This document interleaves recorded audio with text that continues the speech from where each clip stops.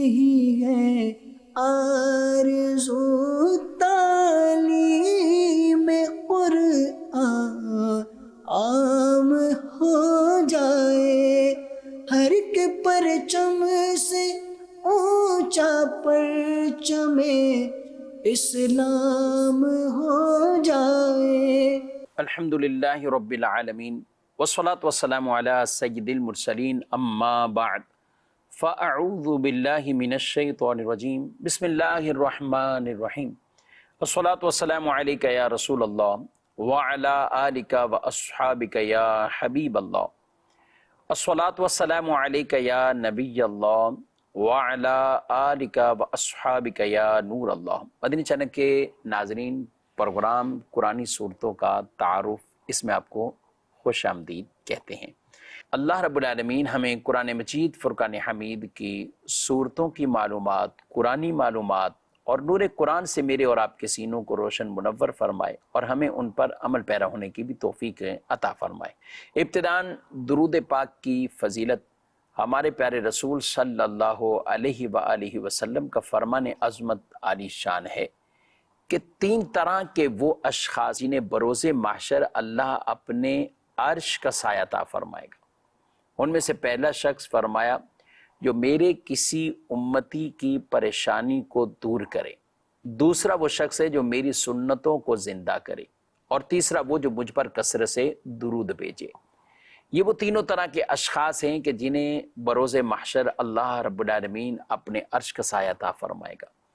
قیامت کے دن کئی ایسے خوش نصیب ہوں گے جنہیں عرش الہی کا سایہ نصیب ہوگا۔ دیگر روایات کے اندر کچھ اور بھی بیان ہوئے ہیں۔ اللہ پاک ہمیں بھی وہ سارے نیکی والے کام کرنے کی توفیق دے کہ جن پر یہ فضیلت ہے، عرش الہی کا سایہ نصیب ہو جائے گا۔ صلو علی الحبیب صلی اللہ تعالی علی محمد صلی اللہ علیہ وآلہ وسلم۔ ناظرین کرام، آج کی سورہ مبارکہ سورۃ الاحزاب ہے۔ سورہ احزاب قرآن مجید فرقان حمید کے 21ویں پارے کے آخری ربع میں یہ سورہ مبارکہ ہے،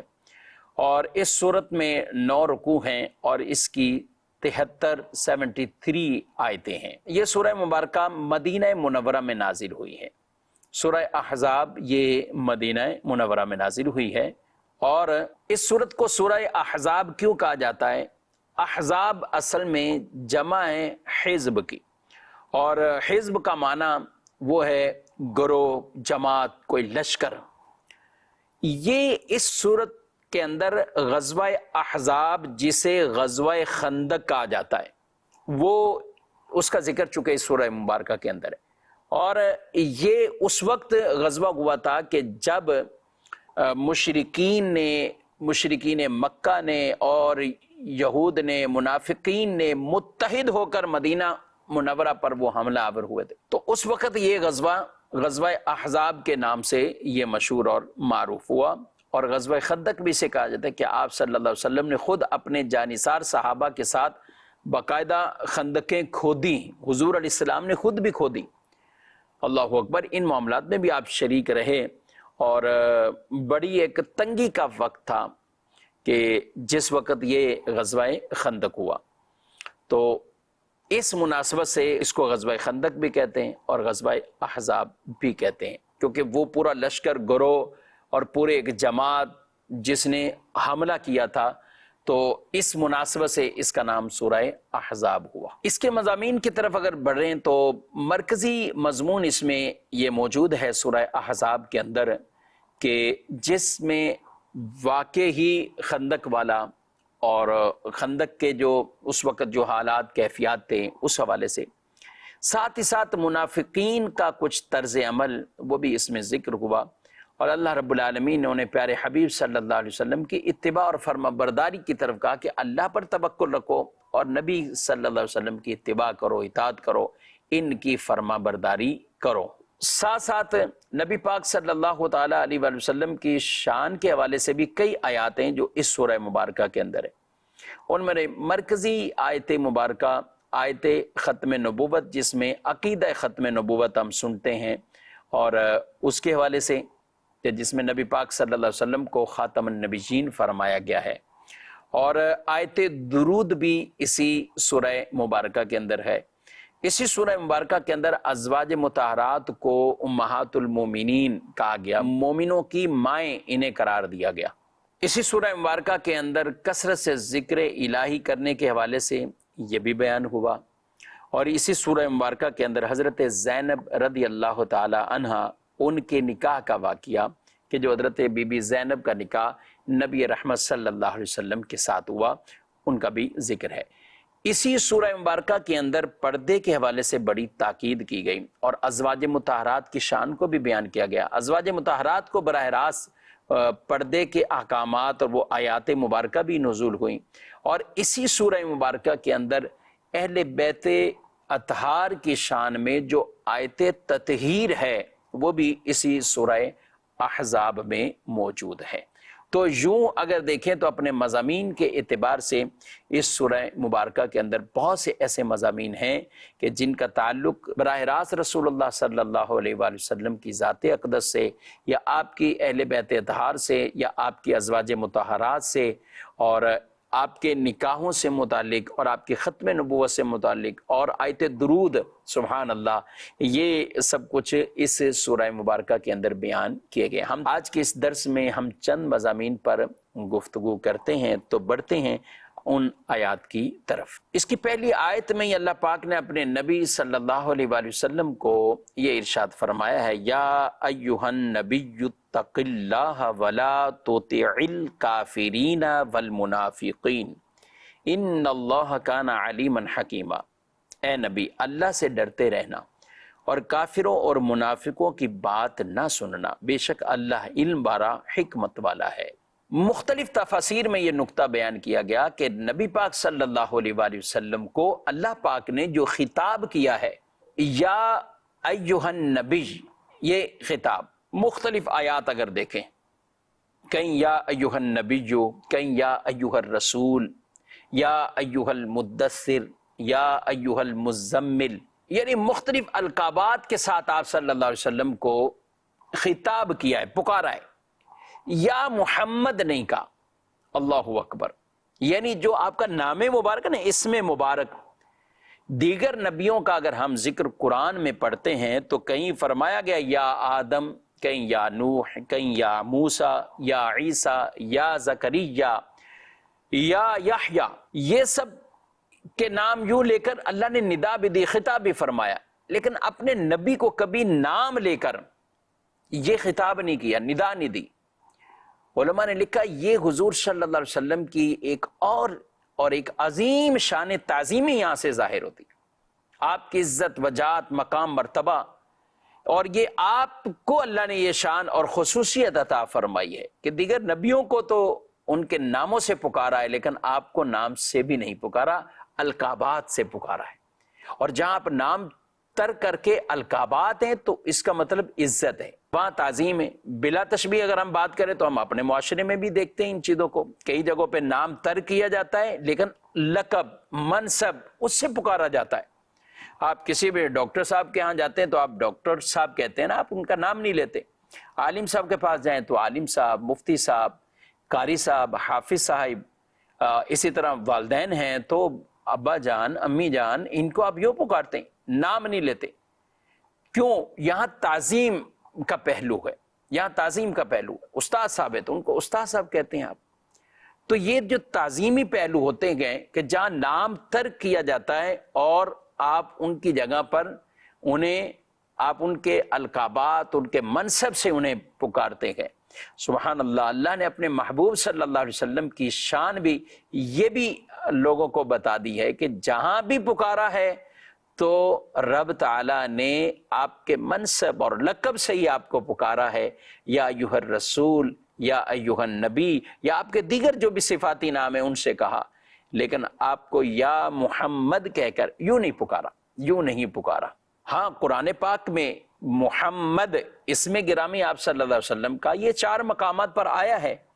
لیکن ہم بات کر رہے ہیں ندا کی، پکارنے کی بات کر رہے ہیں۔ تو اس لیے آج بھی ہمارے علماء یہ بات بیان کرتے ہیں کہ آپ جب رسول اللہ صلی اللہ علیہ وسلم کو ندا کریں، پکاریں، تو القابات کے ساتھ پکاریں، اسم مبارک کو ندا کے ساتھ شامل نہ کریں، یا محمد کہہ کر یوں نہیں، بلکہ آپ یا رسول کہہ کر، یا نبی کہہ کر، یا حبیب کہہ کر، یہ اس طرح کے جو مختلف صیغے ہیں، یا شفیع المذنبین، یا رحمت للعالمین، یا خاتم النبیین، یا رسول اللہ، یا حبیب اللہ، یا نبی اللہ، یا نور اللہ، یہ اس طرح کے کلمات اور اس طرح کے صیغوں کے ساتھ آپ صلی اللہ علیہ وسلم کو ندا دی جائے، پکارا جائے، نام کے ساتھ آپ صلی اللہ علیہ وسلم کو ندا نہ دی جائے۔ تو یہ ایک تعظیم مصطفیٰ کے حوالے سے ایک نقطہ تھا۔ یہاں دوسری بات جو آیت مبارکہ میں کہا گیا کہ آپ منافقین اور کفار کی اطاعت نہ کریں، ان کے کہنا نہ مانیں، ان کی بات بھی نہ سنیں، یہ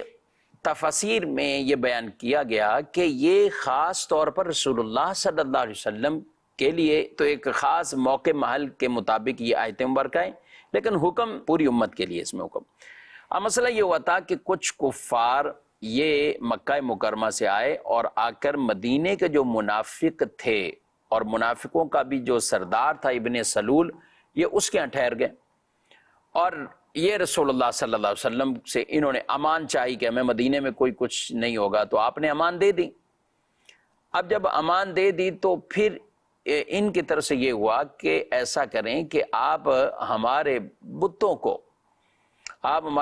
کو جس کی پوجا کرتے ہیں آپ کچھ بھی نہ کہیں، بلکہ ان کے حق میں کچھ کہیں، اور ہم آپ کے بارے میں کچھ نہیں کہتے۔ تو ایک مشورہ دیا آپ صلی اللہ تعالی وسلم کو، یہ بہت ہی ناگوار ان کی بات لگی، تو قرآن پاک میں واضح طور پر منع کر دیا، نبی آپ اس حوالے سے آپ نہ ان کی بات سنیں، نہ ان سے کوئی مشورہ کریں۔ بلکہ صحابہ کرام علیہ مردوان تو چونکہ غصے میں تھے، جلال میں تھے کہ ابھی واقعہ غزوہ احد ہوا ہے اور اس کے بعد یہ اس طرح کی بات کر رہے ہیں، لیکن آپ صلی اللہ علیہ وسلم نے فرمایا میں نے چونکہ امان دی ہے لہذا ان کو مدینے سے تم نکال دو، اور مدینے کے اندر ان کو امان دی گئی تو کوئی کچھ بھی نہ کہے۔ تو یوں اس آیت مبارکہ کا یہ شان نزول بیان کیا گیا۔ آگے مزید ایک آیت مبارکہ اس کے کچھ مختلف پہلوؤں پر گفتگو کریں گے۔ اللہ پاک ارشاد فرماتا ہے ادعوہم لآبائہم هو اقسط عند اللہ فإن لم تعلموا آباءہم فإخوانکم فی الدین وموالیکم، انہیں ان کے حقیقی باپ ہی کا کہہ کر پکارو، یہ اللہ کے نزدیک زیادہ انصاف والی بات ہے۔ پھر اگر تمہیں ان کے باپ کا علم نہ ہو تو وہ تمہارے دین کے بھائی ہیں اور تمہارے دوست ہیں۔ وَلَيْسَ عَلَيْكُمْ جُنَاحٌ فِي مَا أَخْطَأْتُمْ بِهِ وَلَكِنْ مَا تَعَمَّدَتْ قُلُوبُكُمْ وَكَانَ اللَّهُ غَفُورًا رَحِيمًا، اور تم پر اس میں کچھ گناہ نہیں جو لا علمی میں غلطی ہوئی، لیکن اس میں گناہ ہے جس کا تمہارے دلوں نے ارادہ کیا، اور اللہ بخشنے والا مہربان ہے۔ یہ آیت مبارکہ بیسک طور پر کہ جو لے پالک بچے ہوتے ہیں، کسی کا اپنا حقیقی بچہ نہیں ہے اور وہ اسے گود لے لیتا ہے، تو قرآنی ایک حکم ہے کہ گود لیے ہوئے بچے کو اپنے آپ کی طرف منسوب نہ کرو، یعنی تم ان کے باپ ہو ایسا نہیں، یعنی ان کے نسب کی جو نسبت ہے وہ اپنی طرف نہ کرو، بلکہ کیا کرو، ان کے ہی باپوں کی طرف انہیں پکارو۔ ادعوہم لآبائہم، ان کے جو باپ ہیں انہی کے ناموں کے ساتھ انہیں پکارو۔ فَإِن لَمْ تَعْلَمُوا، اگر تمہیں علم نہیں ہے، ان کے باپوں کا علم نہیں ہے، تو یہ فرما دیا وہ تمہارے دینی بھائی ہیں، پھر وہ بھائی ہیں، لیکن ان کی نسبت تم جھوٹی اپنی طرف نہ کرو، جو حقیقی والد ہے اسی کی طرف نسب کی یہ نسبت کرو۔ نبی کریم علیہ السلام نے اس کی بڑی مذمتوں کو بیان کیا کہ جو نسب اپنا تبدیل کرتے ہیں، فرمایا کہ جس شخص کو یہ معلوم ہو کہ اس کا باپ کوئی اور ہے اور اس کے باوجود وہ اپنے آپ کو غیر کی طرف منسوب کرے تو اس پر جنت حرام ہے، اس پر جنت حرام۔ تو نسب کے تحفظ اور نسب کی یہ نسبتوں کا بھی شریعت مطہرہ نے بڑا وہ فرمایا، ورنہ ہر کوئی اپنے آپ کو کسی عالی نسب، کسی دوسرے نسب کی طرف یوں منسوب کرتا رہے گا، اور کئی ہیں ایسے معاذ اللہ کے جو سید ہونے کا دعویٰ کر کے اور اپنے آپ کو ادھر منسوب کر دیا۔ یاد رکھیں کہ کسی بھی غیر سید کا اپنے آپ کو سید مشہور کروا دینا اور جھوٹا یہ نسب بیان کر دینا حرام ہے۔ جو حقیقی اور درست سید فبیا، سادات کی فضائل ہیں، سب کچھ ہیں، تو جب عام نسب اگر کوئی کسی اور کی طرف وہ جھوٹا منسوب کرے تو وہ حرام ہے، تو جو رسول اللہ صلی اللہ علیہ وسلم کے نسب کی طرف اس کو منسوب کرے تو وہ کتنا بڑا حرام کام ہوگا۔ تو اس لیے اس کی شرعاً اجازت نہیں۔ گود بچہ لیا ہے تو آپ اس کے والدیت کے جو کالم ہیں جہاں والد کا نام لکھا جائے گا تو اصل والد کا ہی نام لکھیں، حقیقی والد کا نام لکھیں۔ ہمارے یہاں لوگ صرف نکاح میں آ کے یہ مسئلہ پوچھتے ہیں کہ نکاح ہو جائے گا کہ نہیں ہوگا، اور آگے پیچھے وہ کہتے ٹھیک ہے، کاغذات میں بھی وہی سب کچھ وہ۔ میرے بھائی، یہ صرف نکاح کے ساتھ متعلق نہیں ہے۔ ٹھیک ہے، نکاح کی کئی صورتیں ہیں کہ جس میں نکاح ہو جاتا ہے، کہ آپ نے اگر منسوب کر بھی دیا اور لوگوں کو اندر ایک وہ شہرت ہے، جانتے ہیں، سب کچھ ہیں، تو نکاح تو ہو جانے کے ہی اقوال ہیں، فتاوی ہیں، مگر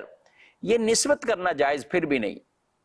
تو یہ کوئی مسئلہ نکاح ہونے اور نہ ہونے کا نہیں ہے۔ اچھا، بعض لوگ نکاح کے وقت تو اصل والد کے لیے کہتے ہیں لیکن عام وہ وہی رکھتے ہیں۔ تو آپ شروع سے ہی میرے بھائیوں کہ جب آپ کوئی بچہ گود لینا چاہیں تو اس کے یہ شرعی احکامات ضرور سیکھ لیں، اور یہ تو ایک نام کے متعلق ہیں، پھر پردوں سے متعلق بھی ایسے کئی مسائل ہیں، تو اس لیے یہ چیزیں پہلے سے ہی سیکھ اور سمجھ لینی چاہیے۔ اگلی آیت میں فرمایا گیا النبی اولا بالمؤمنین من انفسہم وازواجہ امہاتہم، یہ نبی مسلمانوں کے ان کی جانوں سے زیادہ مالک ہیں، ان کی جانوں سے زیادہ مالک ہیں، اور ان کی بیویاں ان کی مائیں ہیں، یعنی مومنوں کی وہ مائیں ہیں۔ اولا کے کئی معنی بیان کیے گئے۔ اولا مطلب زیادہ مالک، زیادہ قریب، زیادہ حقدار، اور تینوں اعتبار سے یہ اپنے معامل پر ٹھیک ہے، تینوں معنی بھی کیے جائیں تو رسول اللہ صلی اللہ علیہ وسلم وہ زیادہ مالک بھی ہیں، وہ حاکم ہیں، اللہ نے ایسی انہیں حکومت عطا فرمائی ہے کہ نبی صلی اللہ علیہ وسلم کا حکم یہ مسلمانوں پر یعنی نافذ ہے، اور یوں آپ مالک ہیں اور زیادہ آپ قریب بھی ہیں، یعنی ان پر کرم کرنے کے، نرمی کرنے کے، شفقت فرمانے کے، سبحان اللہ۔ اور بلکہ ایک آیت میں فرمایا بالمؤمنین رؤوف الرحیم، اور مومنوں پر تو وہ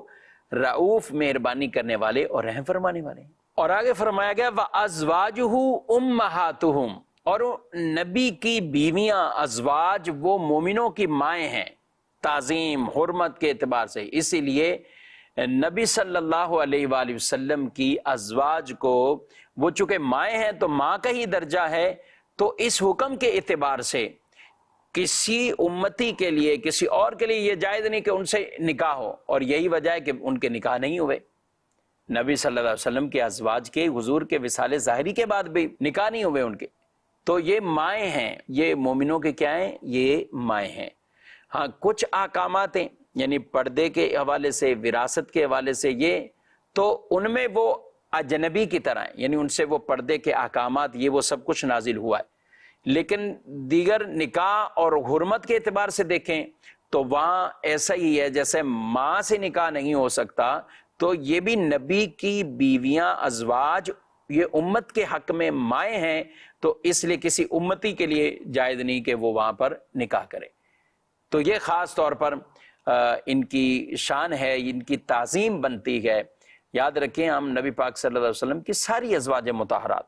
ان کو ہم ادب سے، احترام سے، تعظیم سے انہیں یاد کریں، اور یہی ایک ایمان والے سے مطالبہ ہے اور ایمان کا تقاضا ہے۔ اسی سورہ مبارکہ میں آیت مبارکہ ہے اللہ اکبر نبی پاک علیہ السلام کے اسوہ حسنہ سے متعلق، لَقَدْ كَانَ لَكُمْ فِي رَسُولِ اللَّهِ أُسْوَةٌ حَسَنَةٌ لِمَنْ كَانَ يَرْجُو اللَّهَ وَالْيَوْمَ الْآخِرَ وَذَكَرَ اللَّهَ كَثِيرًا، بے شک تمہارے لیے اللہ کے رسول میں بہترین نمونہ موجود ہے، اس کے لیے جو اللہ اور آخرت کے دن کی امید رکھتا ہے اور اللہ کو بہت یاد کرتا ہے۔ یعنی ہمیں زندگی گزارنے کے ہر شعبے کے اندر اسوہ حسنہ پیارے رسول صلی اللہ علیہ وسلم کا۔ قرآن فرماتا ہے وَمَا آتَاكُمُ الرَّسُولُ فَخُذُوهُ وَمَا نَهَاكُمْ عَنْهُ فَانْتَهُوا، رسول جو تمہیں دیں لے لو، اور جس سے منع کریں رک جاؤ، جس سے منع کریں رک جاؤ۔ قُلْ إِن كُنْتُمْ تُحِبُّونَ اللَّهَ فَاتَّبِعُونِي يُحْبِبُكُمُ اللَّهُ، اے حبیب فرما دو، لوگوں سے کہہ دو، اگر تم اللہ سے محبت کرتے ہو تو میری اتباع میں آ جاؤ، اللہ تم سے محبت کرے گا، اللہ تم سے محبت فرمائے گا۔ صحابہ کرام علیہ مردوان کی نبی پاک علیہ السلام کی اطاعت اور اتباع کے ایسے بے شمار واقعات ہیں، بے شمار واقعات ہیں۔ آپ صلی اللہ علیہ وسلم نے ایک مرتبہ حضرت حذیفہ تھے، ان سے کہا کہ دشمنوں کی ذرا خبر لے کر آؤ، لیکن کسی کو کچھ کہنا نہیں۔ اب کہتے ہیں کہ میں جب گیا تو ابو سفیان کو میں دیکھا، جب اس وقت تک ابھی ایمان نہیں لائے تھے یہ، تو وہ آگ تاپ رہے تھے، یعنی میرے وہ بالکل کنٹرول میں تھے، میں چاہتا تو کوئی ایسا حملہ کر دیتا، لیکن رسول اللہ صلی اللہ علیہ وسلم نے فرمایا تھا کہ کچھ کہنا نہیں ہے، بس خبر لے کر آؤ۔ تو یہ غزوہ خندق کا ہی واقعہ ہے۔ تو کہتے ہیں کہ پھر میں آ گیا اور میں ویسے ہی واپسی آ گیا۔ یعنی اس صحابہ کرام علیہ مردوان حضور علیہ السلام کے فرمان کے بعد پھر آگے اپنی اسے عقل کے ترازو میں نہیں، حضور کا فرمان وہ عشق کے ترازو میں رکھنا ہے۔ جو کہہ دیا لبیک یا رسول اللہ صلی اللہ علیہ وآلہ وسلم، ہم نے اسی طرح سے بجا لانا ہے۔ صحابہ تو یہ کہتے ہیں کہ حضور علیہ السلام وضو کے بعد مسکرائے تو حضرت عثمان غنی رضی اللہ تعالیٰ عنہ وضو کیا ایک جگہ پر اور مسکرائے، پوچھا کیوں؟ کب کوئی ریزن نہیں ہے، لیکن حضور علیہ السلام کو یہاں دیکھا مسکراتے ہوئے، اسی طرح وضو کے بعد تو میں بھی مسکرایا۔ کوئی ایک خاص جگہ پر گوشت لا کے کھا رہے اور وجہ پوچھے تو کہیں حضور علیہ السلام چونکہ یہاں گوشت کھاتے ہوئے میں نے آپ کو دیکھا ہے تو میں وہ ادا کر رہا ہوں۔ کسی کے امامے کا شملہ، وہ سواری پر بیٹھے ہوئے کہیں درخت کے نیچے سے گزر رہے ہیں تو وہ اپنے امامے کا شملہ وہ درخت کی ٹہنیوں کے ساتھ، وہ کانٹوں کے ساتھ لٹکا رہے ہیں تاکہ کانٹا کوئی چبھے۔ کیوں؟ کہ رسول اللہ صلی اللہ علیہ وسلم یہاں سے ایک مرتبہ گزرے تھے تو آپ کی دستار مبارک امام شریف کا شملہ اس درخت کی ٹہنیوں سے ٹکرا گیا تھا، کانٹے چبھ گئے تھے، تو آج ہم نے بھی یہ ادا کیا۔ تو یہ تو ایک عشق والی بات۔ اس کے علاوہ بھی اسوہ حسنہ ہمیں ہر شعبہ زندگی کے معاملات کے لیے ان کو احسن انداز میں ڈیل کرنے کے لیے، چاہے وہ خانہ داری کے مسائل ہو، میاں بیوی کے ہوں، ایک والد اپنے اولاد کے ساتھ کیا، اولاد اپنے ماں باپ کے ساتھ کیا انداز رکھے، تجارت میں کیا انداز ہونا چاہیے، عبادت کے اندر کیا انداز، تو یہ رسول اللہ صلی اللہ علیہ وسلم کی ساری تعلیمات واضح ہیں۔ اسوہ حسنہ یہ ہمارے لیے بہترین زندگی گزارنے کا نمونہ، ایک آئیڈیل ہے۔ اگلی آیت مبارکہ میں ایک اور نبی پاک علیہ السلام کی ازواج کے حوالے سے فرمایا، یا نساء النبی لستن کاحد من النساء، فرمایا اے نبی کی بیویوں تم اور عورتوں جیسی نہیں ہو۔ یعنی اس معاشرے میں کوئی ایک عورت بھی ایسی نہیں کہ جو تم جیسی ہو، مقام مرتبے کے اعتبار سے۔ سبحان اللہ، جن ازواج سے آپ نے نکاح کیا وہ ازواج جیسی کوئی اور عورت نہیں ہے۔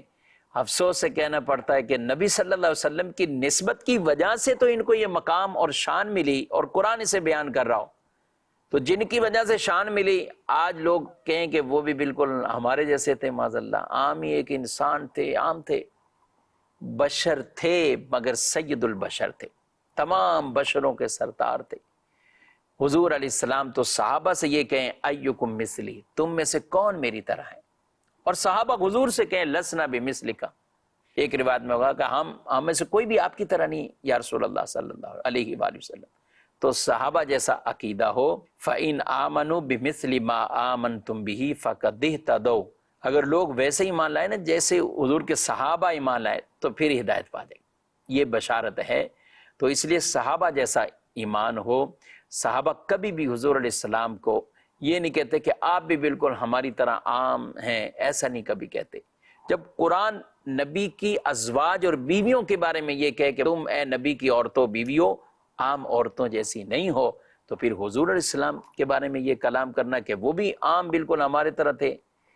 ایسا نہیں، بڑی شانوں والے تھے، عظمتوں والے تھے،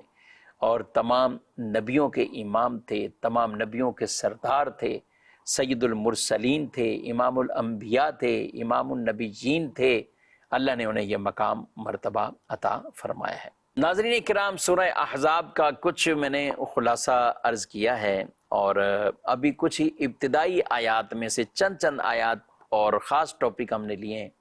ڈیٹیل بہت تفصیل اس کے اندر موجود ہے، چونکہ آیت مبارکہ جس میں ختم نبوت کا ذکر ہے، آیت درود اور نبی پاک صلی اللہ علیہ وسلم کی اہل بیت اطہار کی آیت تطہیر کا بھی بیان ابھی رہتا ہے۔ تو انشاءاللہ آئندہ پروگرام میں بھی ہم سورہ احزاب سے ہی یہاں سے آگے جو آیت تطہیر ہے وہاں سے انشاءاللہ اپنے درس کا وہ آغاز کریں گے۔ اللہ رب العالمین ہم سب کو قرآنی احکامات پر عمل کی توفیق عطا فرمائے، آمین، بجاہ النبی الامین صلی اللہ علیہ وآلہ وسلم۔ یہی ہے آرزو تعلیم قرآن عام ہو جائے، ہر کے پرچم سے اونچا پرچم اسلام ہو جائے۔